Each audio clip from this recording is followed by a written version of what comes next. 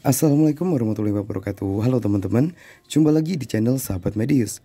Pada video kali ini, kita masih akan membahas mengenai latihan soal-soal P3K khususnya untuk formasi tenaga kesehatan bagian ke-7. Dengan pembahasan pada video kali ini adalah tentang PHBS, vaksinasi COVID-19, dan fungsi keluarga. Dan buat teman-teman yang baru gabung di channel ini, jangan lupa untuk dukung channel ini dengan cara subscribe dan nyalakan lonceng notifikasinya agar teman-teman tidak ketinggalan update video terbaru dari channel ini. Oke, langsung saja kita masuk ke soal yang pertama. Anda sebagai petugas puskesmas berencana melakukan penyuluhan PHBS guna meningkatkan kesadaran masyarakat untuk menjalankan gaya hidup bersih dan sehat. Pertanyaannya, berikut ini adalah indikator PHBS di rumah tangga kecuali A. Bayi mendapatkan ASI eksklusif, B. Mencuci tangan dengan sabun dan air bersih, C. Menggunakan air bersih, D. Makan tinggi protein, atau E. Tidak merokok di dalam rumah. Seperti biasa, sebelum kita masuk ke pembahasannya, di sini kita memberikan teman-teman waktu 5 detik untuk memilih jawaban yang benar. Dan jawaban yang tepat adalah opsi D, yaitu makan tinggi protein. Berikut ini adalah 10 indikator PHBS di rumah tangga. Yang pertama, persalinan yang ditolong oleh tenaga kesehatan. 2. Pemberian ASI eksklusif. 3. Menimbang bayi dan balita secara berkala. 4. Mencuci tangan dengan sabun dan air bersih. 5. Menggunakan air bersih. 6. Menggunakan jamban sehat. 7. Memberantas jentik nyamuk. 8. Mengkonsumsi buah dan sayur. 9. Melakukan aktivitas fisik setiap hari. Dan yang ke-10, tidak merokok di dalam rumah. Nah, selain 10 indikator PHBS di rumah tangga ini juga ada PHBS di tempat lain ya teman-teman. Ini sekalian saja kita bahas. Yang pertama, PHBS di sekolah.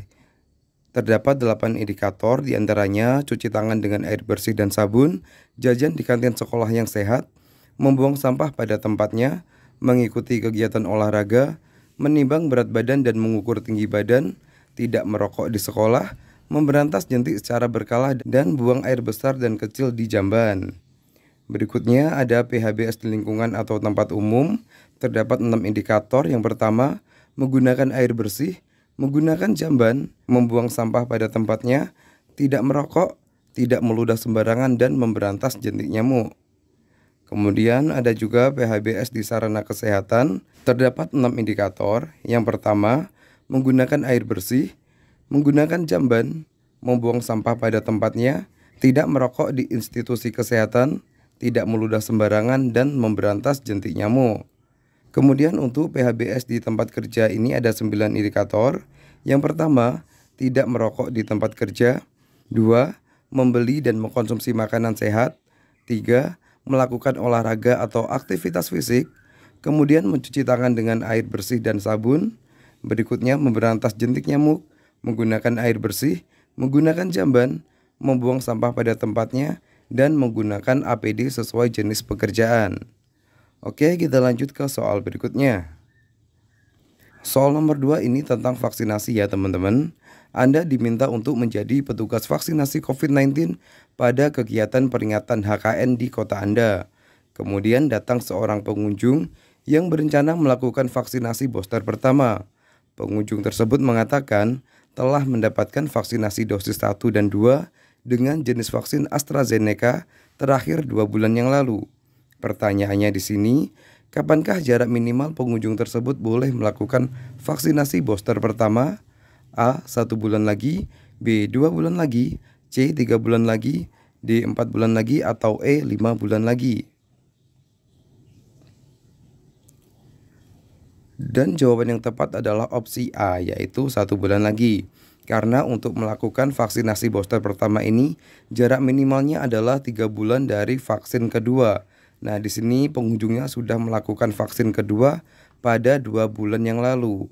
Jadi kurang 1 bulan lagi untuk melakukan vaksinasi booster pertama. Oke, kita lanjut ke soal berikutnya. Menurut Friedman, fungsi keluarga yang utama adalah mengajarkan segala sesuatu untuk mempersiapkan anggota keluarga berhubungan dengan orang lain. Pernyataan tersebut merupakan definisi dari A. Fungsi afektif, B. Fungsi sosialisasi, C. Fungsi reproduksi, D. Fungsi ekonomi, atau E. Fungsi perawatan atau pemeliharaan kesehatan. Jawaban yang tepat adalah opsi A, yaitu fungsi afektif. Menurut Friedman, keluarga memiliki 5 fungsi, yaitu fungsi afektif, sosialisasi, reproduksi, ekonomi, dan perawatan atau pemeliharaan kesehatan. Sekarang kita bahas ya teman-teman untuk setiap opsinya. Fungsi yang pertama adalah fungsi afektif, adalah fungsi keluarga yang utama untuk mengajarkan segala sesuatu untuk mempersiapkan anggota keluarga berhubungan dengan orang lain. Kemudian yang kedua, fungsi sosialisasi, yaitu proses perkembangan dan perubahan yang dilalui individu yang menghasilkan interaksi sosial dan belajar berperan dalam lingkungan sosialnya. Sosialisasi ini dimulai sejak lahir. Kemudian yang ketiga, fungsi reproduksi adalah fungsi untuk mempertahankan generasi dan menjaga kelangsungan keluarga. Berikutnya fungsi ekonomi, yaitu keluarga berfungsi untuk memenuhi kebutuhan keluarga secara ekonomi dan tempat untuk mengembangkan kemampuan individu, meningkatkan penghasilan untuk memenuhi kebutuhan keluarga. Dan yang terakhir, fungsi perawatan atau pemeliharaan kesehatan adalah untuk mempertahankan keadaan kesehatan anggota keluarga agar tetap memiliki produktivitas yang tinggi. Oke, sementara cukup sekian ya untuk video kali ini. Semoga video singkat ini bisa bermanfaat dan semua teman-teman di channel ini bisa lolos menjadi ASN P3K tahun ini. Wassalamualaikum warahmatullahi wabarakatuh. Sampai jumpa di video berikutnya.